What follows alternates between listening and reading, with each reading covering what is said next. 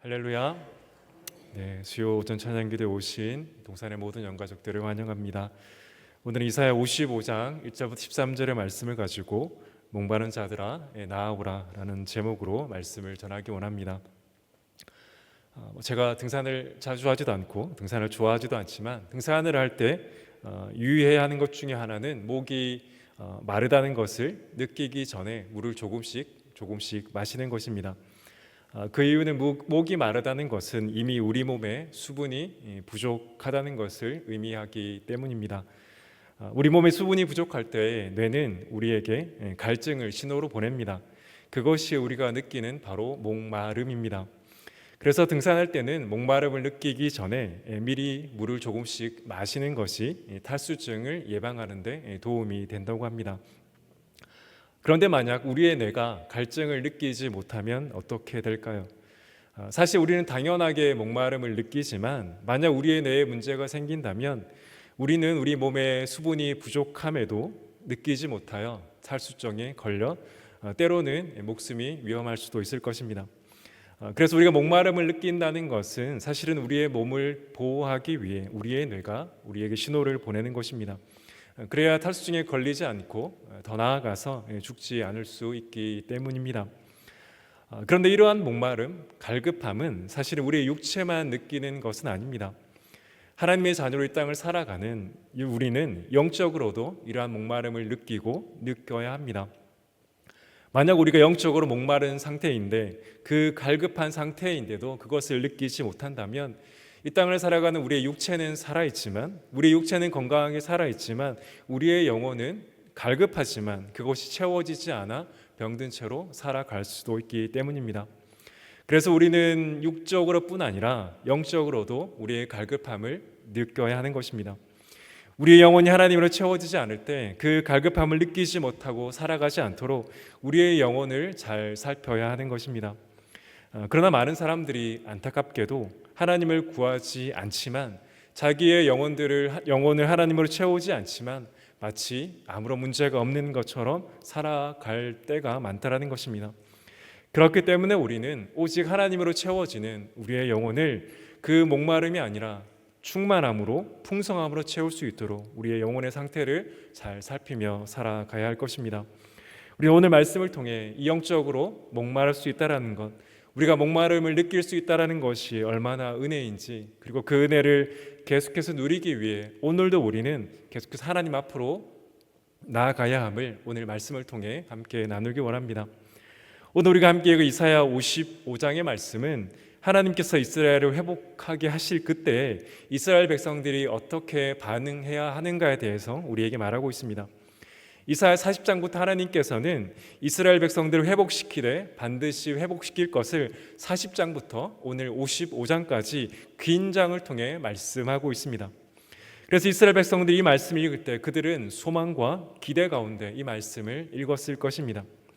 그런데 오늘 본문에서 하나님께서 그들을 반드시 회복시키지만 그럼에도 그들은 하나님 앞에 나와 하나님 앞에 반응해야 함을 우리에게 보여줍니다.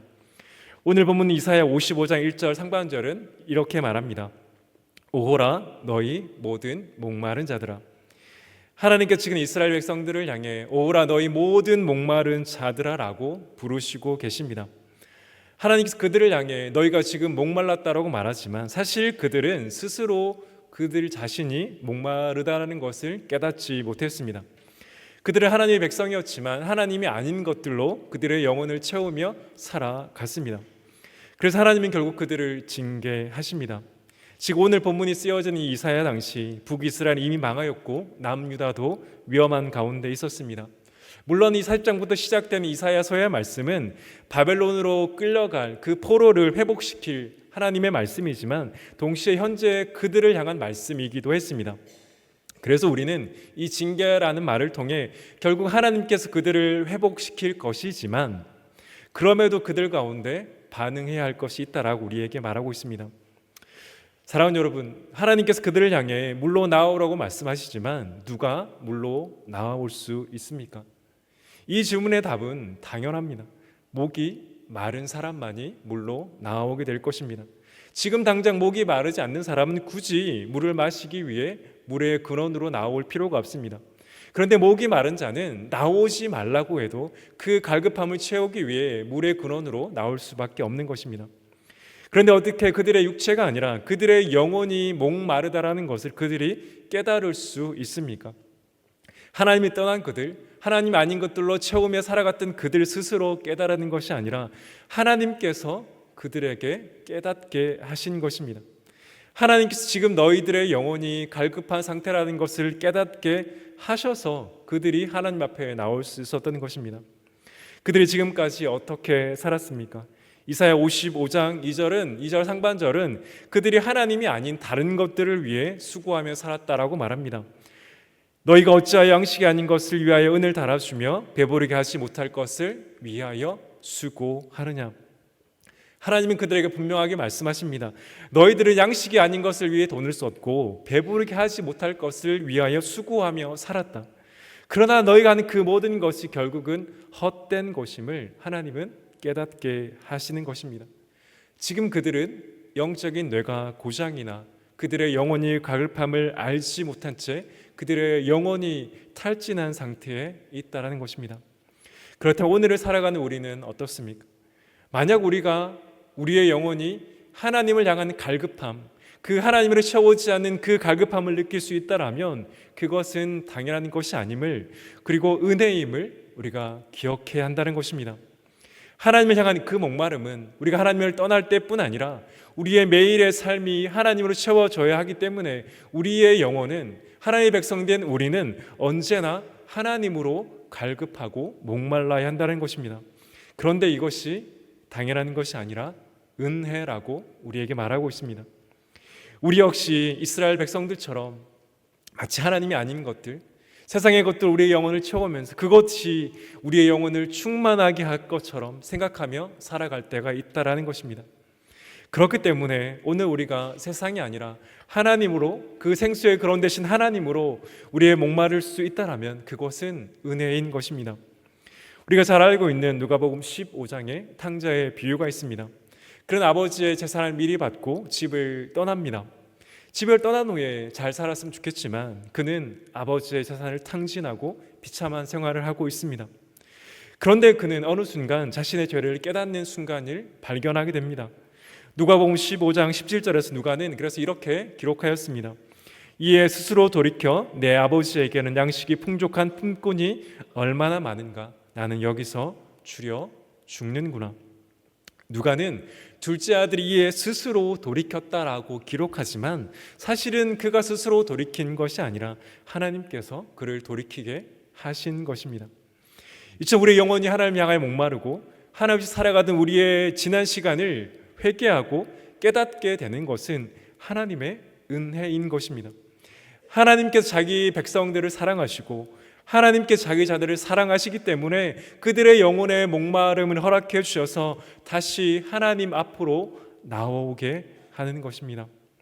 그래서 우리는 오늘 우리의 영혼이 세상이 아니라 하나님으로, 그 은혜로 목마르고 채워줄 수 있다는 우리가 잊지 않는다라면 그것은 은혜임을 우리가 잊지 않아야 하는 것입니다. 하나님의 자녀들은 하나님의 영혼으로만, 하나님의 말씀으로만 우리의 영혼이 풍성하게 채워줄 수 있음을 우리가 잊지 않아야 하는 것입니다. 그래서 하나님께서 하나님의 백성들에게 생수의 근원 대신 그 아버지께 나오기 위해 목마름을 허락하시고 깨달음을 허락하신다라는 것입니다. 그런데 하나님은 우리를 깨닫게 하신 후에 우리에게 하나님 앞에 나오라고 말씀을 하십니다. 문제는 하나님으로 목마른 우리도, 목마름을 다시 회복해 된 우리도 언제든 세상의 것으로 우리의 영혼을 다시 채울 수 있기에 하나님은 우리 편에서 계속해서 믿음으로 반응, 즉 말씀에 순종하라고 기록하고 있습니다. 이사야 55장 1절에서 말씀드린 것처럼 하나님은 그들을 향해 물로 너희 모든 목마른 자들아 라고 부르신 후에 바로 이어서 물로 나아오라고 말씀합니다. 하나님은 그들을 향해 너희 모든 목마른 자들아 라고 부르신 후에 바로 이어서 하시는 말씀이 명령입니다. 그 명령은 물로 나아오라는 것입니다. 이 말씀이 우리에게 무엇을 말합니까? 그들을 깨닫게 하시고 그들의 갈급함을 주시는 분은 하나님이시지만 그 말씀에 의지하여 순종하여 아버지께 나아오는 것은 우리 편에 달려있는 그 말씀의 순종이라는 것입니다. 우리는 그 순종의 걸음걸음을 통해 하나님으로 채워지게 되는 것입니다. 그래서 이사야 선지자는 이사야 55장 1절과 3절과 6절의 말씀을 통해 그들을 부르신 하나님 앞에 우리가 어떻게 반응해야 되는지에 대해 말하고 있습니다. 제가 1절과 3절과 6절의 말씀을 빠르게 읽도록 하겠습니다. 오라 너희 모든 목마른 자들아 물로 나아오라. 돈 없는 자도 오라. 너희는 와서 사 먹되 돈 없이 값 없이 와서 포도주와 젖을 사라. 3절입니다. 너는 귀를 기울이고 내게로 나와 들으라. 그리하면 너희 영혼이 살리라. 내가 너희를 위하여 영원한 언약을 맺으리니 곧 다윗에게 허락한 확실한 은혜이니라. 6절입니다. 너희는 여호와를 만날 만한 때에 찾으라. 가까이 계실 때 그를 부르라. 이사야 선지자는 하나님께서 그들에게 명령하셨다라고 기록합니다. 1절과 3절과 6절은 그들을 향한 하나님의 명령이었습니다. 하나님은 그들을 향해 너희 모든 목마른 자들아, 너희가 지금 하나님으로 목말라 있다는 것을 깨닫게 하신 후에 이제 그들에게 반응하라고 말씀합니다. 자신에게 나오라고, 나의 말을 들으라고, 나를 찾고 나를 부르라고 하나님은 명령하고 계시는 것입니다. 하나님은 그들을 결코 억지로 오라고 하시는 것이 아니라 그들을 깨닫게 하신 후에 그들의 말씀의 순종을 통해 하나님으로 풍성하게 채움을 그들에게 요청하고 계시는 것입니다. 그들은 지금까지 하나님이 아닌 다른 것들로 그들의 영혼을 채우며 헛된 수고를 하며 살아갔습니다. 그들의 수고와 노력은 결국 그들의 육체도 구하지 못했을 뿐 아니라 그들의 영혼 역시 피폐해져 갔던 것입니다. 그런 그들을 향해 하나님은 나를 따르고 나를 찾고 물로 나아오고 나의 말씀에 귀를 기울이라고 하는 것입니다. 나를 따르라는 책을 쓰신 선한 능력으로라는 곡으로 유명한 독일의 신학자이자 목회자인 보네퍼 목사님께서 계십니다. 그 보네퍼 목사님은 자신의 책에서 하나님께서 우리를 부르실 때 우리 편에서 해야 될 것에 대해 분명하게 말씀하십니다. 목사님은 이렇게 말씀하셨습니다. 따른다는 것은 일정한 발걸음을 내딛는 것을 뜻합니다. 부름에 따라 나서는 첫 걸음은 따르는 자를 예전의 생활로부터 단절시킵니다. 보네퍼 목사님은 따른다는 것은 우리의 발걸음을 내딛는 것을 의미한다라고 말합니다. 물론 우리가 그 발걸음을 떼기까지 그 믿음을 주시는 분 역시 하나님이 맞습니다. 하나님께서 우리를 깨닫게 하시고 그 발걸음을 떼기까지 믿음을 주시는 분도 하나님이시지만 동시에 하나님은 우리에게 그럼에도 순종을 명령하시는 것입니다. 그리고 그 발걸음은 한 번이 아니라 계속해서 하나님으로 나아가야 하는 것입니다. 사랑하는 동산의 영가족 여러분, 여기 계시는 우리 동산의 모든 믿음의 영가족들께서는 오늘도 그 하나님을 향한 그 믿음의 발걸음을 잘 내딛고 계시리라 확신합니다. 그러나 우리는 이 하나님을 향한 믿음의 걸음을 계속해서 걸어가야 합니다. 이 믿음의 걸음이 얼마나 중요한지 이사야 선지자는 1절과 3절과 6절을 통해 6번 이상 이스라엘 백성들의 순종을 명령하고 있는 것입니다. 그러므로 지금도 하나님 향한 목마름으로 하나님 앞에 나오기를 애쓰고 계시다면 그 걸음을 계속해서 걸어가시는 저와 여러분 되시기를 간절히 소원합니다. 우리가 오늘 물을 마셨다고 해서 내일 물을 마시지 않으면 살 수 없는 것처럼 하나님을 향한 목마름은, 그 하나님을 향한 채워짐은 어제뿐 아니라 오늘 그리고 내일도 계속해서 생수의 근원 되신 그 하나님으로 채워져야 하는 것입니다. 즉, 혹 지금 하나님이 아닌 다른 것들로 우리의 영혼을 채우고 있다라면 하나님만으로 우리의 영혼이 채워질 수 있음을 깨닫는 은혜가 있기를 간절히 소원합니다. 우리는 정말 깨달아야 합니다. 하나님의 자녀는, 하나님의 백성은 오직 하나님으로만 채워질 수 있습니다. 그래서 우리가 찬양 기도에 나오고 새벽 말씀 기도에 나오고 주일 예배 자리 가운데 나오는 것입니다. 저와 여러분의 영혼은, 저와 여러분의 마음은 세상의 어떤 것으로도 채워지지 않고 오직 생수의 근원 대신 하나님으로만 채워지는 것을 잊지 않으시고 그 근원 대신 아버지 앞으로 계속해서 나아가기를 열심을 내시는 저와 여러분 되시기를 예수 그리스도 이름으로 간절히 축원합니다. 그런데 우리가 이렇게 생수의 그런 대신 하나님 앞으로 나오려고 할 때 하나님 앞으로 나오지 못하게 우리를 방해하는 것들이 있습니다. 그것은 우리가 하나님의 명령에 순종해 하나님으로 우리의 영혼을 채우려고 할 때, 하나님으로만 우리의 영혼을 풍성하게 채우려고 할 때 세상은 우리에게 반대의 말을 한다는 것입니다. 과연 네가 돌아서서 하나님께 간다면 하나님께서 너의 영혼을 채우는 것이 맞느냐라고 세상은 우리를 유혹할 것입니다. 오늘 본문에서 이스라엘 백성들은 그들의 영혼뿐 아니라 그들의 삶 역시 어려움을 당하고 있었습니다.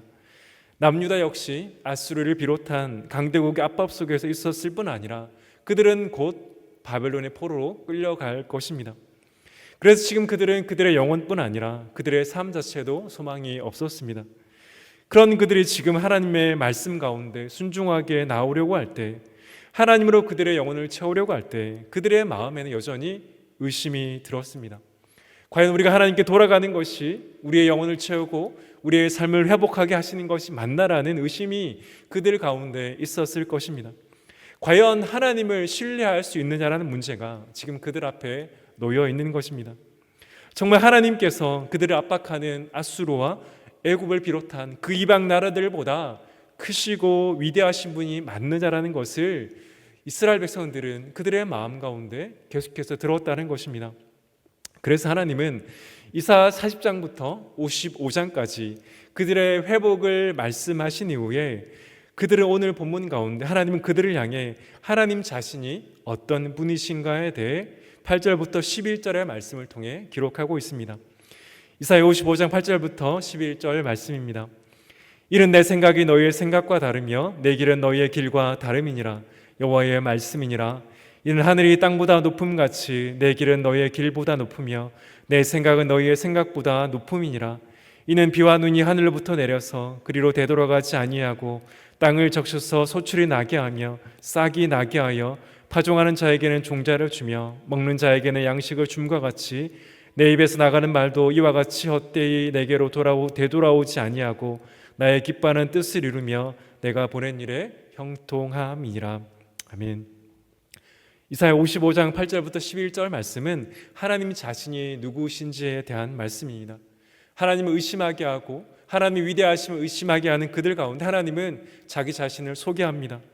하나님 먼저 하나님 자신은 피조물 된 우리와는 다른 창조주이심을 나타냅니다. 하나님께서는 우리의 생각과 우리의 길과 감히 비교할 수 없는 살아계시고 역사하시고 지금도 그들을 다스리시고 섭리하시는 창조주 하나님이심을 8절부터 11절의 말씀을 통해 분명하게 드러내십니다. 둘째로 하나님은 자신이 하신 말씀을 반드시 이룰 뿐이라고 말씀합니다. 비와 눈이 하늘로부터 내려 다시 되돌아가지 않는 것처럼 하나님은 자신이 하신 말씀을 반드시 성취하시는 하나님이심을 이스라엘 백성들에게 선포하시는 것입니다. 하나님께서 지금 자신을 이렇게 소개하는 이유가 무엇입니까?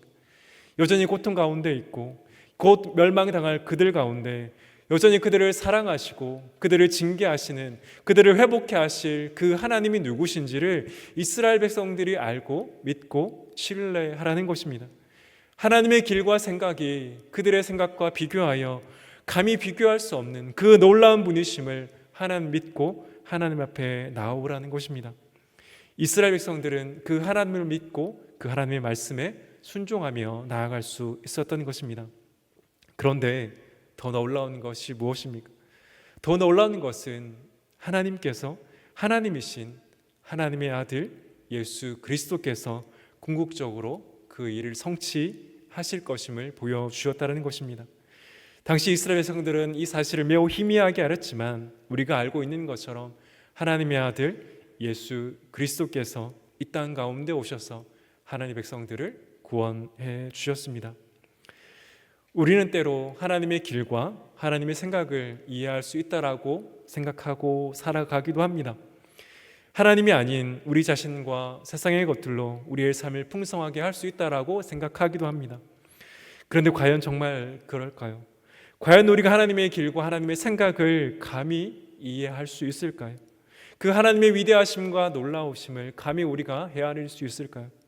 사도 바울은 창조주이신 그 하나님의 지혜와 지식과 판단이 얼마나 위대하고 놀라운지에 대해 로마서 11장 33절에서 담대하게 고백했습니다. 로마서 11장 33절의 말씀을 우리 한 목소리로 합독하도록 하겠습니다. 시작.